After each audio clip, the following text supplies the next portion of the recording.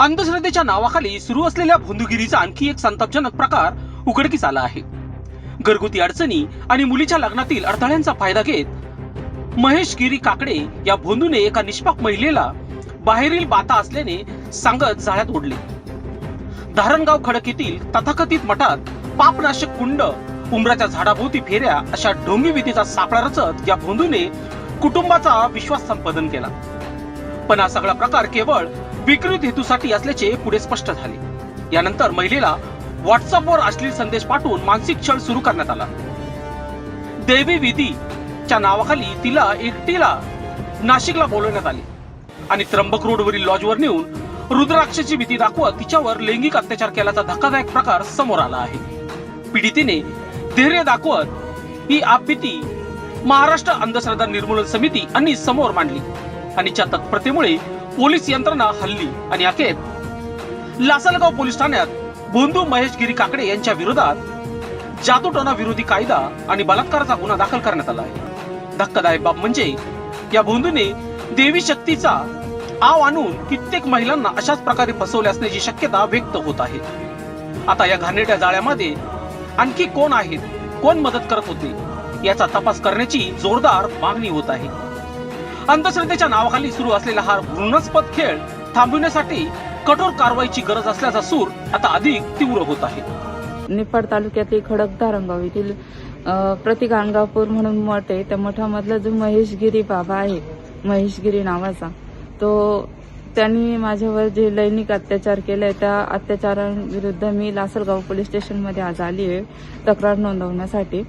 तर त्यांनी सुमारे 2 वर्षापूर्वी माझ्यावरती हे कृत्य झालेलं आहे माझ्यासोबत। त्यांनी त्यांच्या मठामध्ये मी माझे जे घरातला प्रॉब्लेम होता त्याच्यासाठी मी एकदा त्यांचं इंस्टाग्रामवरती त्यांचे व्हिडिओ बघून आमची फॅमिली, माझे मम्मी पप्पा आणि मी गेली होती। त्याच्यानंतर त्यांनी तिथे आम्हाला दर गुरुवारी यायला सांगितलं आणि त्यांचं जे पापविनाशी तीर्थ आहे त्या तीर्थामध्ये आंघोळ करायला लावली त्या तळ्यामध्ये।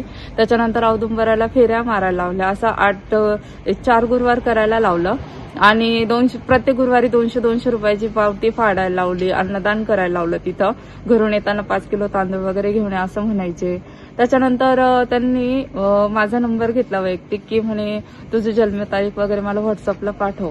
त्याच्यानंतर मी त्यांना पाठवले आणि मला म्हणे की त्यांनी मला 2-3 दिवसानंतर मेसेज केला की हाय कशी आहे व काय जेवली का वगैरे। तर मी म्हटलं की हा बाबा असं मला असे मेसेज करतोय वगैरे। तर मी घरी सांगितलं, माझ्या बहिणीला वगैरे दाखवलं।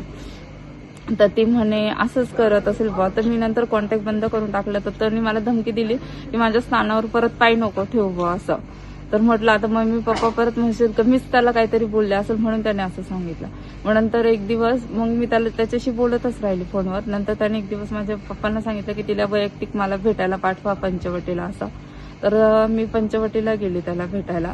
तर त्यावेळेस त्यांनी मला त्याच्या गाडीमध्ये बसवलं आणि मला म्हणे की आपण एकांतात ठिकाणी जाऊ बोलायला असं सांगून त्यांनी मला त्र्यंबक येथील लॉजवर नेलं।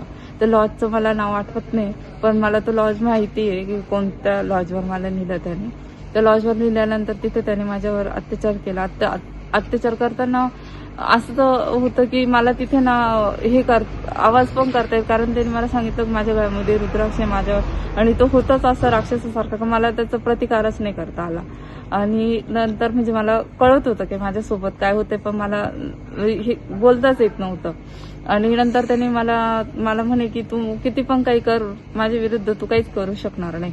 त्याच्यानंतर त्यांनी मला तिथून जे हे मुंबई नाक्याचं जे सिग्नल आहे तिथं त्यांनी मला सोडलं। माझ्यासारख्या अनेक महिला, अनेक मुली त्या बाबाच्या जाळ्यात फसल्या आहे आणि मला माहिती आहे खूप मुलींवर हा अत्याचार झाला। आता पण त्या शांत आहे। तर प्लीज प्लीज प्लीज माझ्या सगळ्या मुलींना विनंती आहे, मी जसं आपल्या मागे समिती आहे लासलगाव पोलीस स्टेशन भक्कमपणे उभे, तर प्लीज त्या मुलींनी समोर यावं। तुमचं कोणत्याही प्रकारचं नाव येणार नाही, तुम्ही फक्त समोर यावं आणि तुमच्यावर जो अन्याय झालाय ना तो इथं तुम्ही दाखल करा त्या बाबाविषयी, जेणेकरून खूप मुलींचे आयुष्य वाचतील। आणि अजून पण असे जे गोरगरीब लोक तिथं जात आहे अंधश्रद्धेखाली जे फसताय त्यांना मदत होईल। प्लीज त्या मुलींची मदत करा आणि ज्या मुलींवर अन्याय झालेले त्यांनी या इथं एकदा फिर्याद द्या, प्लीज द्या।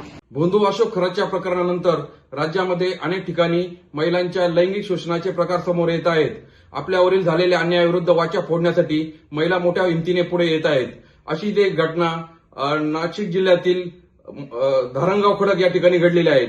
प्रति गंगापूरच्या मठाचा महेशगिरी काकडे हा भोंदू महाराजच्या विरोधात लासलगाव पोलीस स्टेशनमध्ये आम्ही गुन्हा नोंदलेला आहे. यामुळे या भोंदू बाबाने अनेक महिलांचे शोषण केलेले आहेत. त्यामुळे या पीडित महिलांनी या निमित्ताने समोर यावे असे आवाहन महाराष्ट्र अंधश्रद्धा निर्मूलन समिती करत आहे. वृत्त संकलन विभाग, लासलगाव, नाशिक.